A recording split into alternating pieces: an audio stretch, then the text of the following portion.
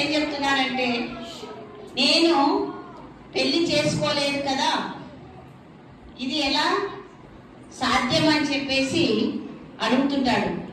Even Mary మాత కూడా, నువ్వు ఎప్పుడైతే గర్భం ధరించి యేసు ప్రభు ఒక కుమారునికి జన్మనిస్తావో అని శుభవార్త చెప్పినప్పుడు, నేను పురుషుని ఎరగను కదా, అలాంటిది నేను ఎలా గర్భం ధరించి ఒక శిశువును కంటాను అని చెప్పి ఎదురు ప్రశ్న వేస్తుంది. ఎవరికి?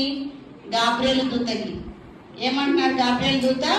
ఇది పవిత్రాత్మ ద్వారా నీవు గర్భం ధరిస్తావు, పవిత్రాత్మ ద్వారా గర్భం ధరించి ఒక శిశువుకి జన్మనిస్తావు అని చెప్పినప్పుడు ఆమె ఏమన్నా నో చెప్పిందా? చెప్పలేదు. ఆ యొక్క చిత్తాన్ని అంగీకరించింది.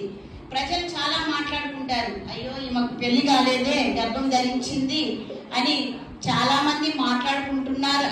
తెలిసి కూడా తన యొక్క చిత్తాన్ని అంగీకరించింది. గాబ్రియేలు యొక్క చిత్తానుసారం, ఆ యొక్క వాక్యం ప్రకారం, సరే కానివ్వండి, దేవుని చిత్తాన్ని నేను అంగీకరిస్తానని చెప్పేసి మేరీ మాత గాబ్రియేలు దూతకు సమాధానం ఇచ్చేసింది అనమాట. సో అలా ఆమె గర్భం ధరించి యేసు ప్రభువుకి జన్మనిచ్చింది మేరీ మాత. సో జోజప్ప కూడా ఏమనుకుంటున్నాడు? ప్రజలందరూ మాట్లాడుకుంటారు, నేను ఈమెకు మ్యారేజ్ చేసుకోలేదు కదా, పెళ్లి చేసుకోలేదు, ఈమె ఎవరి ద్వారానో కుమారికి అంటుంది, నేను ఈమెను వదిలేస్తాను అని చెప్పేసి ఆయన ఎప్పుడైతే ఆలోచించుకుంటున్నాడో అతనికి కూడా దేవదూత దర్శనమిచ్చింది. ఎవరికి?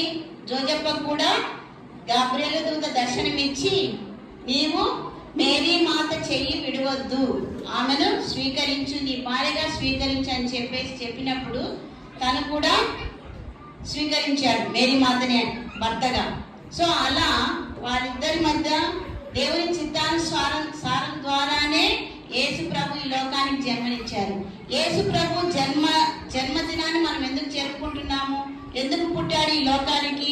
ఒక ప్రవక్తగా ఈ లోకంలో వెలిశాడు, ఒక ప్రవక్తగా ఈ లోకానికి వెలిశారు. ఆయన పుట్టుకనే ప్రపంచం మొత్తం కొనియాడుతుంది. ప్రపంచం మొత్తానికి ఆయన శాంతి, సమాధానం, ప్రేమ అనే ఈ మూడింటిని తీసుకొని వచ్చాడు.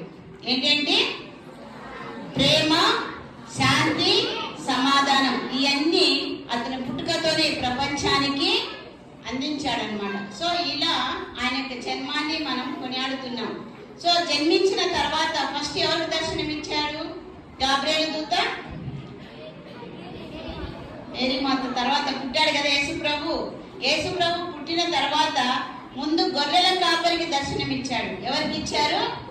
గొర్రెల కాపర్లు ఎక్కడో గొర్రెలు కాసుకుంటూ ఉంటే వాళ్ళకి పోయి దర్శనం ఇచ్చి, మీకు ఈనాడు ఒక లోకరక్షకుడు పుట్టాడు, అతన్ని పోయి మీరు ఆరాధించండి అని చెప్పేసి వాళ్ళకి దర్శనం ఇచ్చారు. వెంటనే వాళ్ళు పరిగెత్తుకుంటూ వచ్చి, మాకు ఒక లోకరక్షకుడు పుట్టాడు, అతన్ని పోయి ఆరాధిస్తామని చెప్పేసి గొల్లలు కూడా వాళ్ళు పరిగెత్తుకుంటూ వచ్చి యేసు ప్రభుని ఆరాధించారు. సెకండ్ ఎవరికి ఇచ్చారు? ముగ్గురు జ్ఞానులు. ఆ జ్ఞానులకు దర్శనం ఇచ్చి, మీకు ఒక రాజు పుట్టాడు, గొల్లలకేమో మీకు ఒక లోకరక్షకుడు పుట్టాడని చెప్పాడు దేవదూత. జ్ఞానులకేమో, రాజులకి, మీకు ఒక రాజు పుట్టాడు, అతన్ని పోయి ఆరాధించండి అని చెప్పేసి ముగ్గురు రాజులకి దర్శనం ఇచ్చి చెప్పారు. సో అలా వాళ్ళు కూడా వచ్చి యేసు ప్రభుని ఆరాధించడం జరుగుతుంది. ఇలా యేసు ప్రభు ఈ లోకానికి వచ్చి మానవాళిని రక్షించడానికి వచ్చాడని చెప్పేసి మేము నమ్ముతున్నాం యాజ్ ఎ క్రిస్టియన్స్గా. అర్థమైందా? సో మనమంతా ఒక పాపంతో పుట్టాము, మన పుట్టుకనే ఒక పాపంతో పుట్టామని చెప్పేసి మాకు బైబిల్ గ్రంథం చెప్తుంది. ఆ పాపం మలినం లేని మనిషి ఎవరు? ఓన్లీ మేరీ మాత. మేరీ మాత ఎలాంటి పాపం ఎరగకుండా ఆమెకు జన్మనిచ్చిన తల్లిదండ్రులు చాలా ధన్యం. వాళ్ళ తల్లిదండ్రుల పేరు జ్వాకీము, అన్నమ్మ అనే ఇద్దరు వ్యక్తులు. వారికి జన్మించిన కూతురే మేరీ మాత. మేరీ మాత జోజప్పకి జన్మించిన కొడుకు యేసు ప్రభు. ఇలా మేము ఈ పండుగని చాలా ఘనంగా జరుపుకుంటున్నాం కాబట్టి ఎంజాయ్ చేస్తున్నారా ప్రోగ్రామ్స్?